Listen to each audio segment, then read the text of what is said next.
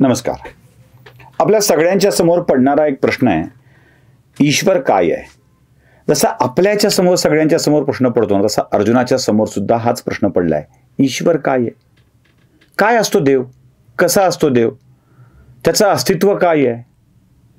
मग ईश्वर आपल्या सगळ्यांचा रोल मॉडेल असू शकतो का? म्हणजे अर्जुन देवाला थेट विचारतोय, देवा तू कोण आहेस? देवा तू काय आहेस?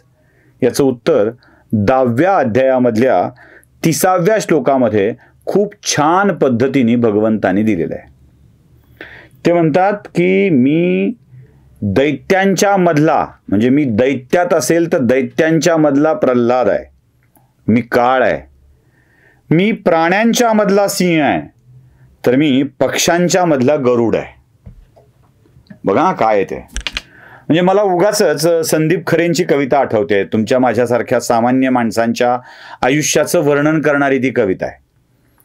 त्याचा गीतेशी काय संबंध आहे का तर तुम्ही ठरवा. संदीप खरे फार छान म्हणतात, मत जन्म फळाचा मिळता मी केळे झालो असतो, मी असतो जर का भाजी तर भेंडी झालो असतो. मज चिरता चिरता कोणी रडले वा हसले नाही, मी कांदा झालो नाही आंबाही झालो नाही. गंमत आहे ना? म्हणजे फळाचा जन्म मिळाला असता तर काय झालो असतो, भाजीचा जन्म मिळाला असता तर काय झालो असतो. अशा भाज्या म्हणजे कांदा झालो असतो तर मला चिरताना रडले असते, आंबा झालो असतो तर खाताना हसले असते. म्हणजे आंब्याच्या रसाळपणाचं वर्णन करायला लागलं की तोंडात पाणी येतं आणि आपोआप अशी हसल्याची भावना आपल्यामध्ये निर्माण होते. बघा, म्हणजे तुम्ही कल्पना करा की तुमच्यासमोर एक छान रसभरीत असा केसरी रंगाचा आंबा आहे आणि तो आंबा तुम्हाला खायचा आहे, असं तोंडात पाणी सुटायला सुरुवात होते, हसरा चेहरा होतो. मी कांदा झालो नाही, मी आंबाही झालो नाही. अहो इतकंच काय, मी दगड होऊन थिजलो रस्त्याच्या बाजू जेव्हा, तो मारा याला देखील मज कुणी उचलले नाही.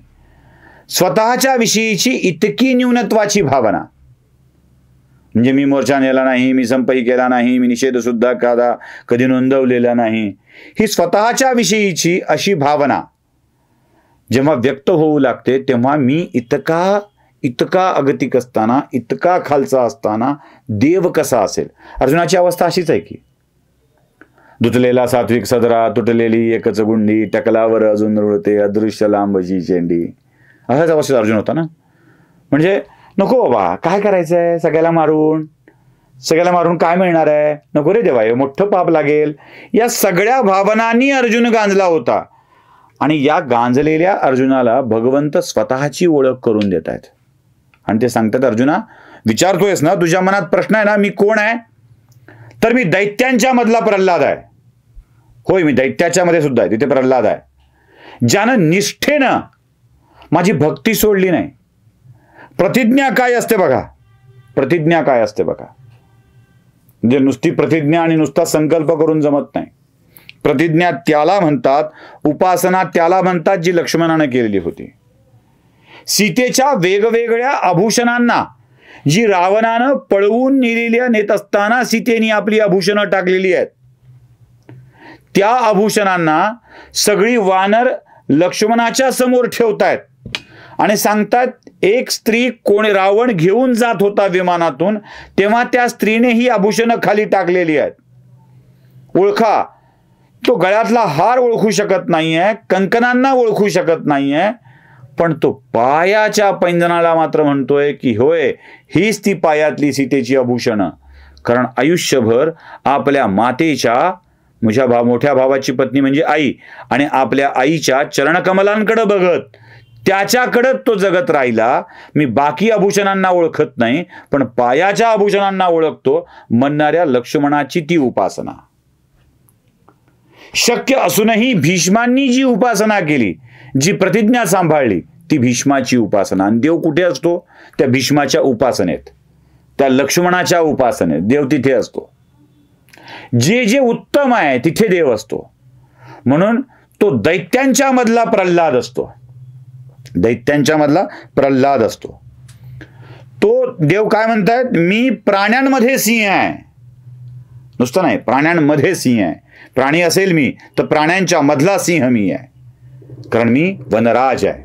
एक गोष्ट सांगू, जंगलचा राजा कोण? महाराष्ट्रातल्या माणसाला विचारा, तो सांगेल सिंह.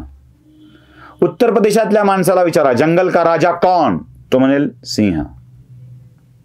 एखाद्या विदेशातल्या माणसाला विचारा who is the king of, प्राण्यांचा राजा कोण, who is the king of animals, wild animals, तेव्हा तो सांगेल लायन. जंगलचा राजा सिंह आहे हे पाश्चिमात्य देशापासून भारताच्या गावापर्यंत सगळ्या ठिकाणी एक मान्य असलेला विषय की जंगलचा राजा सिंह आहे. आणि देव म्हणतात, जंगलाचा राजा देवाने नक्की केला भगवद्गीतेच्या कालखंडात. ते म्हणतात जर प्राण्यांच्या मधला मी सिंह आहे, पक्षीराज आहे मी, पक्ष्यांच्या मधला गरुड आहे, उत्तम आहे. रोल मॉडेल आहे ह्याला म्हणतात. रोल मॉडेल निर्माण करणं काय असतं याला म्हणतात. म्हणजे एखाद्या क्रिकेटरचा रोल मॉडेल सचिन असू शकतो, गावस्कर असू शकतो. रोल मॉडेल उत्तम असलेला, जे जे उत्तम आहे, जे जे उन्नत आहे, जे भव्य आहे, ते सगळं मी आहे. म्हणजे त्यावेळेला जर कदाचित सचिन होऊन गेला असता तर देवाने सांगितलं असतं क्रिकेटमध्ये सचिन मी आहे. कारण जे उत्तम आहे, उन्नत आहे, उदात्त आहे, त्या प्रत्येकामध्ये परमेश्वराचं अस्तित्व असतं.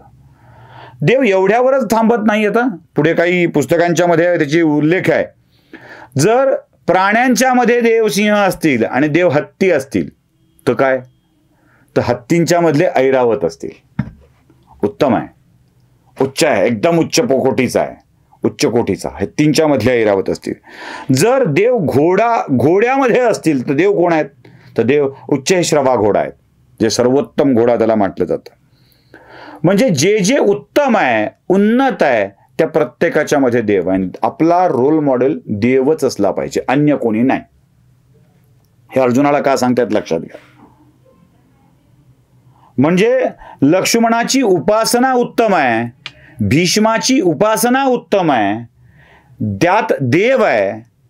आपला रोल मॉडेल उत्तम असतो, उच्च कोटीचा असतो, सगळ्या कर्तृत्वामधला श्रेष्ठ असतो. मग रोल मॉडेल आपला देव असला पाहिजे. तो जे सांगतोय, तो जे करतोय, तो जो आदेश देतोय तो पाळला पाहिजे.